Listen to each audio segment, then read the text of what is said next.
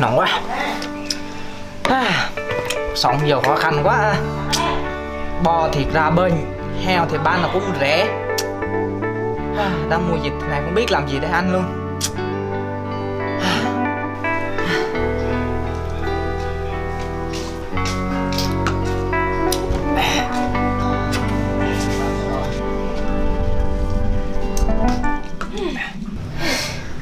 Chán thiệt á. Nãy tới giờ vẫn chưa chịu cắt cái chuối heo là sao? Heo đói nãy giờ rồi kìa. Ông cà phê còn một tí thôi mà. Cho tinh táo cho đầu óc của mình chứ. Để suy nghĩ là làm ăn như thế nào đã cho em. Làm sao mà căng như vậy em? Căng cái gì mà căng? Suốt ngày căng với cú. Trời ơi, heo sắp chết đói rồi kìa, ngồi đó mà cà phê với cà phiết nữa. Dạ, cho làm ngay.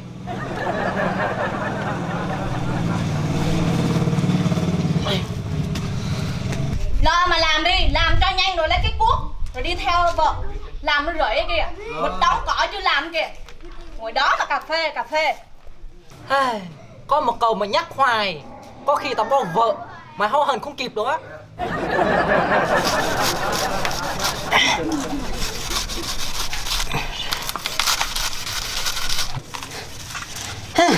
Con dạo này đem một cái chút rồi cắt vứt cũng đứt nữa. Cuộc đá mài này, rửa đây rồi.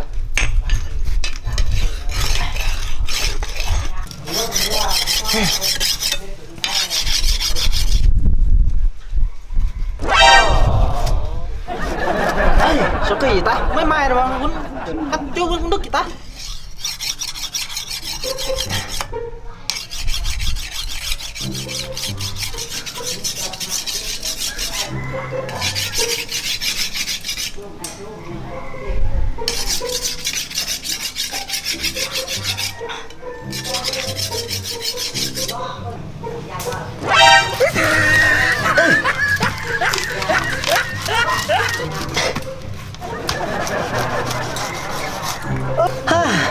Con dao là cắt chuối từ nãy giờ mà vẫn cũng đứt luôn.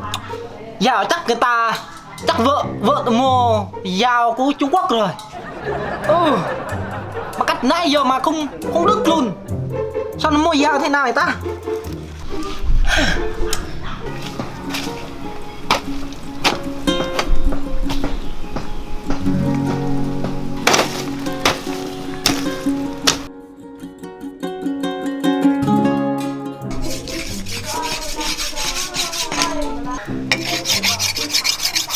Cắt thương này một lần nữa.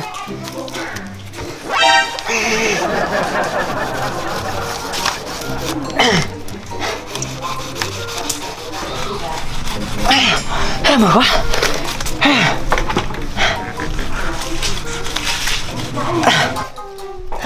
Mệt quá. Anh sẽ thay lấy dao mới. Chứ dao này cắt không được đâu.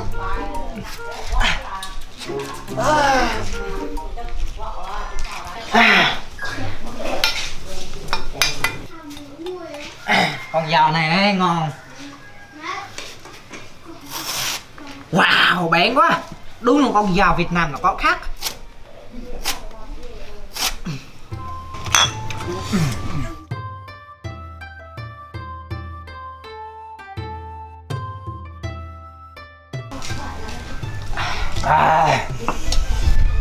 Mệt quá. Gõ miết mà sao không mệt được. Hôm qua 2 thùng, hôm nay 1 thùng. Uống nhiều chắc không hơi đâu, còn nhiều lắm kìa. Có con ai thì ra làng này ta? Có một người. Ai vậy? Thằng siêu đen. Thật quên gì? Đừng hỏi cho. Quên nói chứ. Đây đây.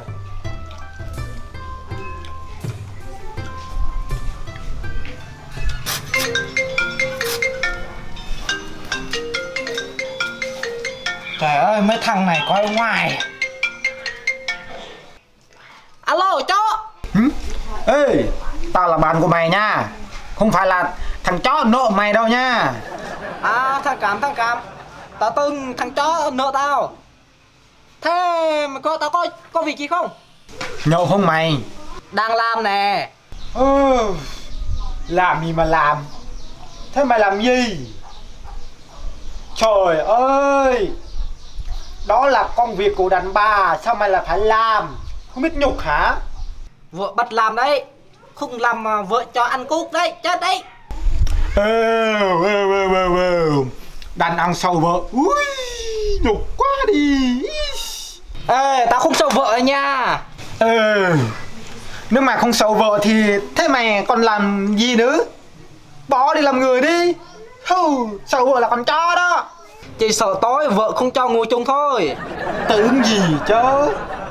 Thôi, bỏ đi rồi qua đây làm một trai. Lâu lâu anh em gặp nhau mà. Tối nay nếu mà vợ mà không cho ngủ á thì tao cho mày ngủ với vợ tao. Đó, anh em tốt thế rồi còn gì nữa. Hay, ok luôn.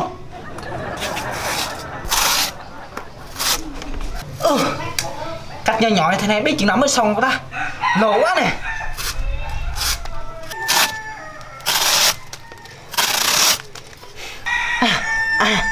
Như thế này thôi cho nhanh. Nope.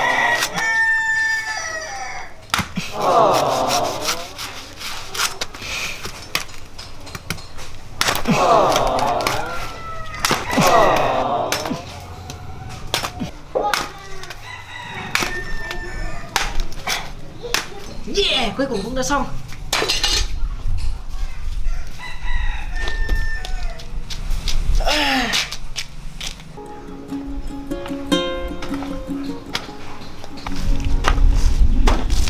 Không biết nãy giờ nhờ thằng ông chồng cắt chuối cho heo ăn có làm được việc hay không nữa.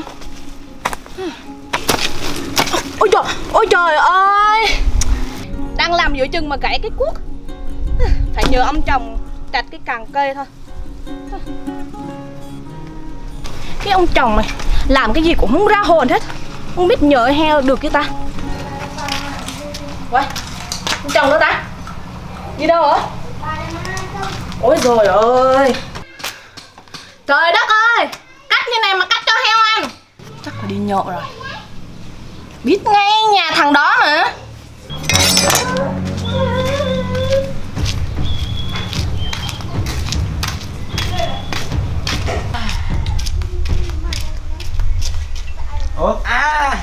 Trời ơi, Ở đây nhá. Ôi, Ở đây đây hả? Tưởng không đi chào vợ chứ. Trời ơi, sợ gì vợ nữa. Được. Ôi, nhìn mặt hèn thế mà. Học vừa theo chúng tôi đi, không bao giờ chào vợ. Đó. Đúng rồi. Anh em không có nói gì hết á. Lấy bia cho ăn. Đen. Đây, vào hai đứa ông lột chưa? Lâu đó mới chạy rồi đó, ông không nổi mà. Đây, thôi bỏ đi. Thôi, anh em mình vô cái nào. Vô đi anh em. Vô. Nope. Vô. Số đây. Cái này chứ. Không, vợ mình cấp mình cũng cho ông rượu nữa. Sao là mang sư? Ông Sử mới sống lâu, chứ ông rượu là vợ vật chết đấy. Thôi, ông đi. Anh em gọi đến đây để chung vui, một người một ít giờ chứ anh em không đồ nổi đâu. Trời ơi, vợ mình bên này nó câm lắm. Nó không cho ông rượu bia nữa, cho ông Sử thôi. Anh em gọi để uống giúp nên nào cho nó hết thùng này về nhà vợ con chứ. Thôi, ông Sử nó mới sống lâu. Ui, sao Thôi, vô cái nào ông đi. lần đầu tiên mà tao thấy nhở. Thôi, nó nhiều quá, ông đi. Đúng là chán thằng này thì. Thôi, chứ biết sao giờ. Vô, đi. vô nha. Vô.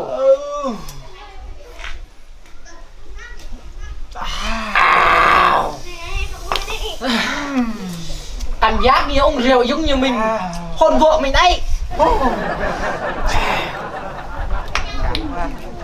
Wow. Thôi anh em mình không nói nhiều đâu. Anh em chúng ta cứ tiếp tục đi. Hôm nay là ngày vui anh em chúng ta mà. Không say không về nhá. Rồi. Không say không về. Chắc say quá. Rồi.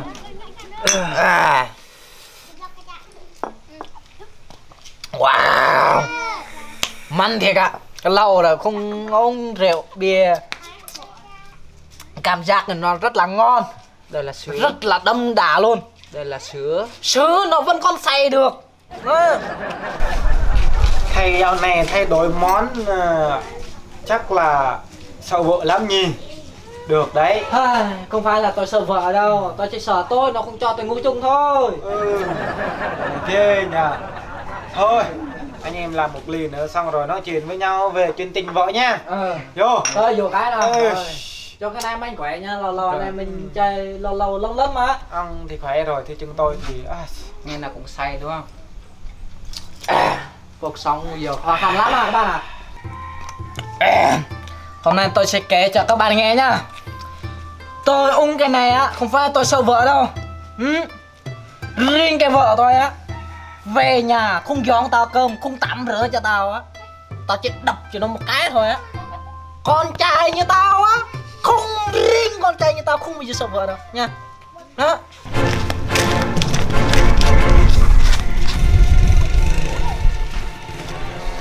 Riêng mà nói về từ vợ á, tao là nhất không bao giờ sao vợ này nha. Hả? Nếu thôi để tao cái là còn một câu nữa thôi, không sao đâu. Riêng mà nói từ vợ á, tao sẽ đập cho nó một cái cho nó chết luôn á.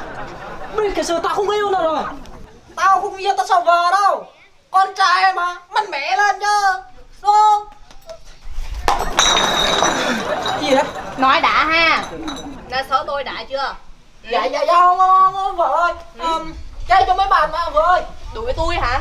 Dạ không vợ. Đập tôi hả? Dạ không vợ. Vợ ơi. Vợ với mà vợ hả? Không. Hả? Uống nhậu cho đã rồi nói xấu tôi hả? Dạ không vợ ơi, vợ là đẹp nhất trên đời vợ ơi. Đẹp nhưng mà đẹp ăn con dao này nè. Không vợ Đi ơi, về xin vợ. đi về.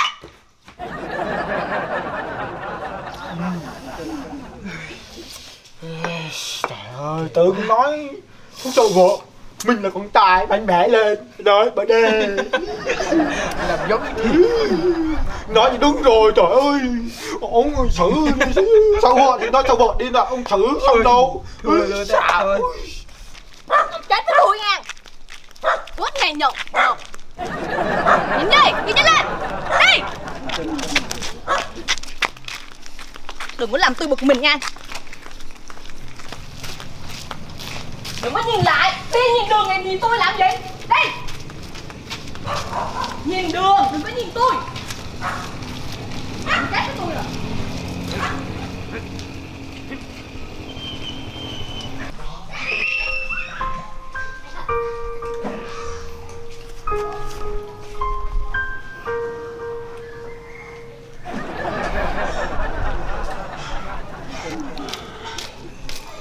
Đứng từ nãy giờ mỏi chưa?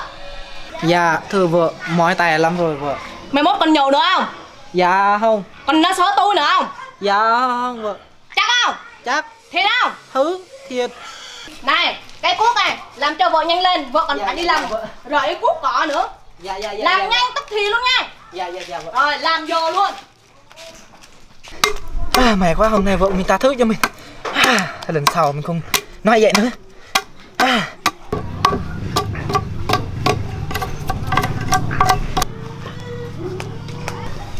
Vợ ơi, cố kìa vợ ơi. Làm sao nào vợ ơi. Đâu? Trời ơi, vợ đang nhổ con à. Nè, cuốc xấu nào vợ ơi. Làm ơi. Trời đất ơi, ai kêu chồng làm chuyện đó cuốc như này hả? Hả? Tôi chưa bao giờ thấy ai làm cuốc kiểu này hả? Trời đất ơi, bực thế á. Chồng kiểu gì ngu vậy? Ngu ai ngu, trời đất ơi, tôi chưa thấy chồng nào ngu như thế.